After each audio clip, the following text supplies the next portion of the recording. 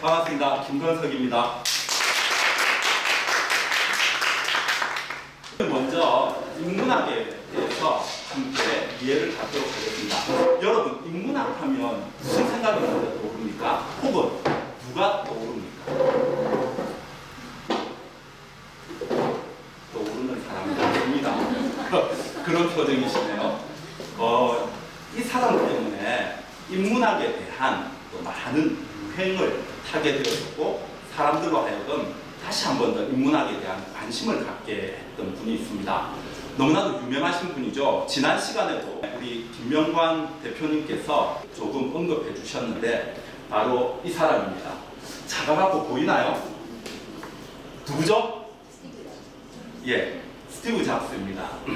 스티브 잡스가 아이패드 프레젠테이션을 할 때 이런 이야기를 하였습니다. 항상 기술과 인문학의 교차점에서 고민한다.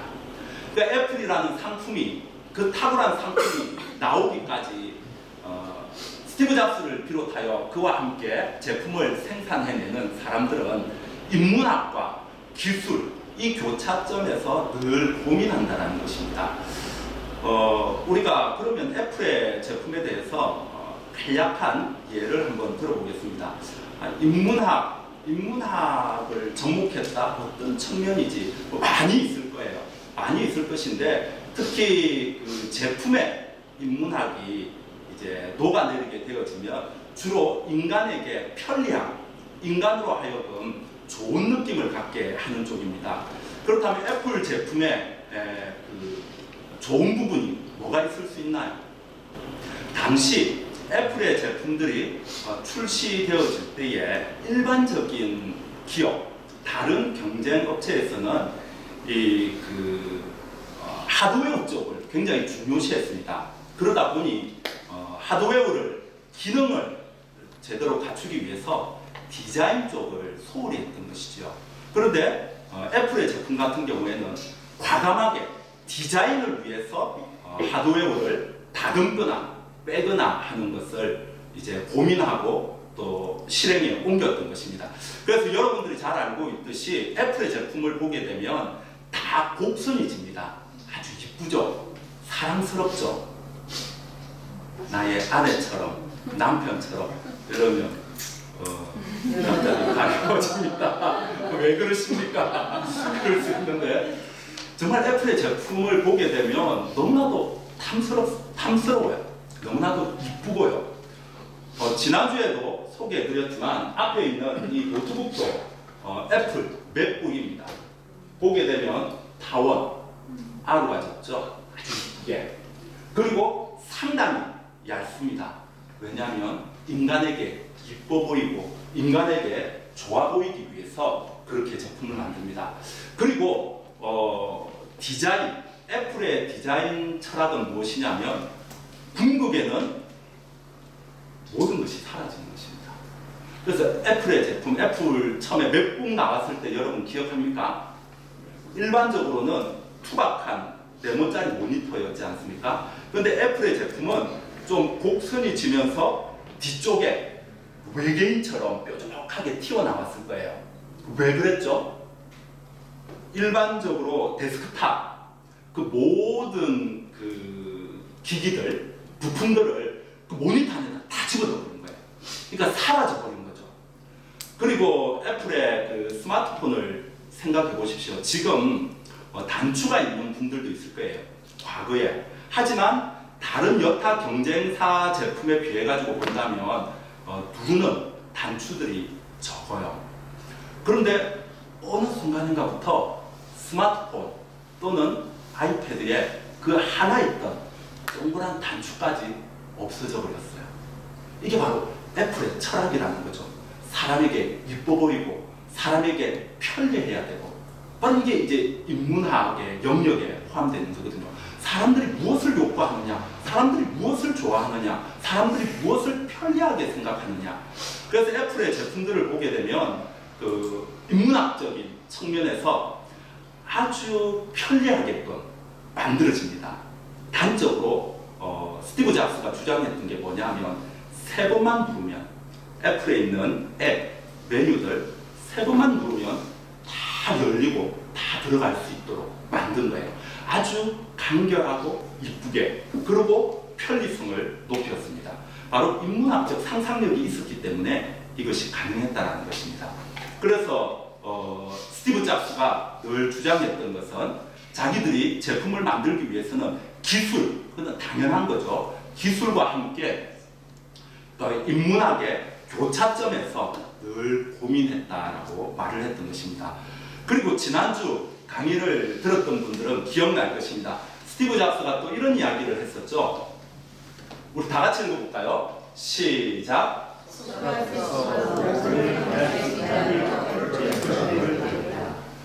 너무 멋진 말 아닙니까?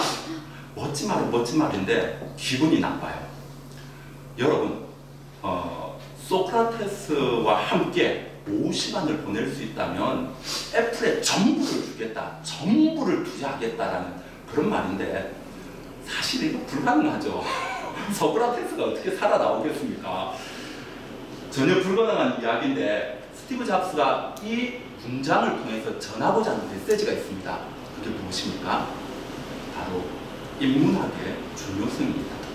소크라테스로 대변되어지는 그 당시 시대의 철학, 사상, 또 인간을 위한 많은 것들을 함양하고 있다는 것입니다. 인문학을 강조하기 위해서 저와 같은 말을 했다는 것이죠. 저도 여기 아마 제 페이스북 한 번씩 보시는 분들도 계실 것이고요. 또 여러분들도 페이스북을 많이 이용하십니다. 그런데 페이스북에 리더인 바로 이 사람이 했던 말이 있습니다. 이 사람이 무슨 말을 했냐면 이런 이야기를 했습니다. 우리 한번 같이 읽어볼까요? 시작!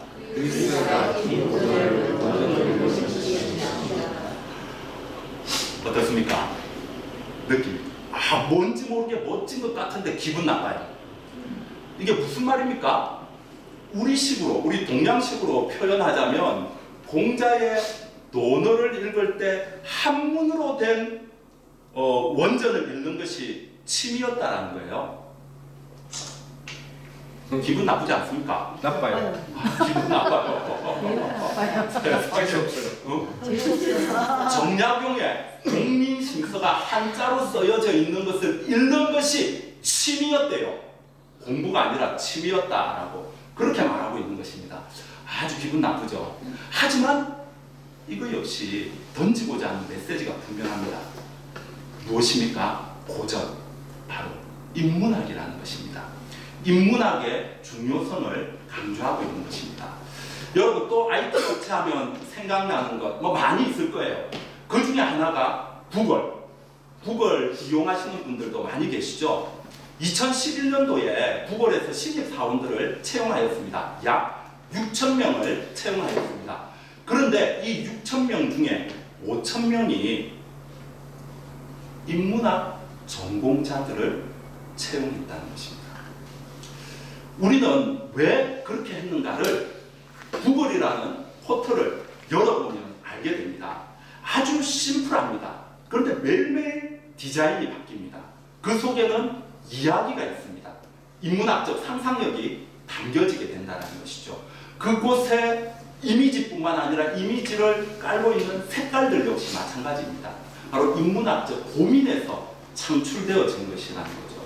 역시 마찬가지로 우리가 흔히 이야기할 때 인문학, 철학, 역사 이게 돈이 되느냐?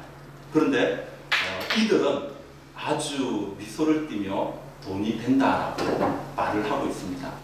그런 맥락에서 본다면 이 인문학이라는 것이 단순히 학문, 교양에 머무는 것이 아니라 우리의 삶에 너무나도 필요하고 인문학적 상상력을 통해서 부를 창출할 수도 있고 또 상당히 다양한 문화들을 창출할 수 있다는 것을 알게 됩니다.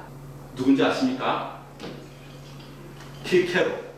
우리는 이 사람의 이름을 이렇게 하죠. 키에르 케고르. 키케로. 우리가 알고 있는 인문학이라는 말, 어떤 의미에서 인문학이라는 말을 제일 처음, 최초로 사용한 사람입니다. 후마니타스. 무엇입니까? 인간다움입니다. 내 스스로가 인간다워지는 것이고 내가 살아가는 나의 삶이 인간다운 삶을 사는데 도움이 되는 것, 필요한 것, 이것이 바로 인문학이라는 것이죠. 그래서 저는 인문학에 대해서 사람들마다 다양하게 정의를 내립니다. 여러분들 우리들은 주입식 교육의 부작용으로 인문학은 무엇인가 하면 어떤 하나의 답을 찾으려고 합니다. 그런데 인문학의 정의를 내릴 때 하나의 답은 없습니다.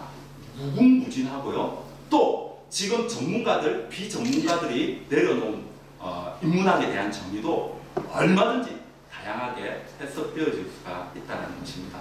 그래서 저는 개인적으로 니체를 좋아합니다. 니체가 인문학에 대해서 정의 내려놓은 것이 있는데 여러분 그거 아시죠? 철학자들은 아주 쉬운 것을 아주 어렵게 만듭니다.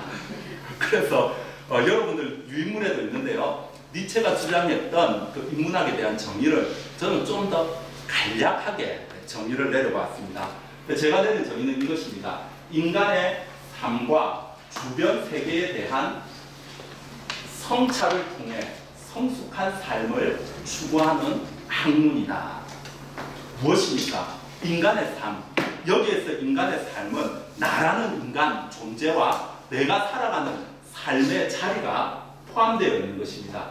그리고 주변 세계, 내가 사는 나의 삶의 자리뿐만 아니라 나의 주변, 더 멀리, 더 먼 영역들도 있다는 것이죠. 그 모든 것을 아우릅니다. 인간과 관련된 그 모든 것들을 아우르는데 이것을 성찰한다는 거죠.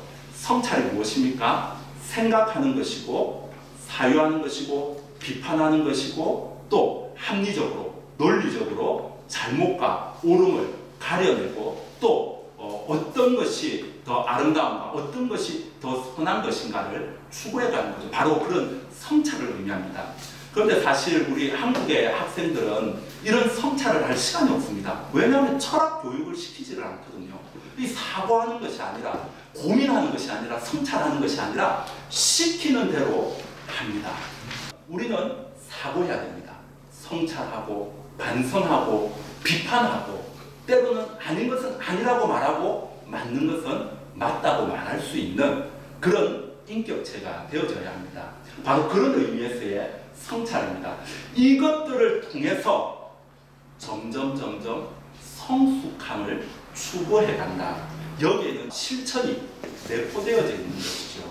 단순히 이론으로서 인문학이라는 것이 이론으로서 교양으로서 알고 멈추는 것이 아니라 실천의 자리로까지 나아가는 것이죠. 그래서 제 개인적으로는 이렇게 정의를 했습니다. 인문학이란 인간의 삶과 주변 세계에 대한 성찰을 통해 성숙한 삶을 추구하는 학문이다. 그렇다면 인문학의 역사가 있습니다. 인문학이 어떻게 발전해 왔는가? 그것은 여러분들의 유인물에 나와 있습니다. 간략하게 기록해 놓았는데 충분히 이해할 수 있도록 적어 놓았습니다. 참고해 주시고요. 간략하게 짚고 넘어가고 싶은 게 있는데 그것이 무엇이냐면 인문학의 주제입니다. 그러면 인문 정신을 가지고 살아간다는 것, 자기의 삶을 성찰한다는 것, 무엇으로부터 출발한다. 인문학의 주제이죠. 첫 번째는 다 같이 읽어봅니다. 시작. 후에만 나는 누구인가? 여러분들 유인물을 한번 봐주시기 바랍니다. 자기 성찰을 통해 진정한 자기 자신을 발견하는 것이다. 여기 보면 학부모들 많이 계신데요. 우리 아이들이 예의가 좋다고 시키는 대로 한다고 다 좋은 것이 아닙니다. 그는 어쩌면 앞으로 남은 평생을 부모가 시키는 대로, 부모가 원하는 대로, 혹은 직장 상사가 원하는 대로, 직장에서 시키는 대로 하며 평생을 살아갈 수 있습니다. 그것을 좀 극단적으로 표현하면 노예로서 살아갈 수가 있다는 것입니다. 자기 인생에 자기는 없어지게 되는 것이죠. 그렇기 때문에 인문학이 필요하다는 것입니다. 나는 누군가? 나를 성찰해보게 됩니다.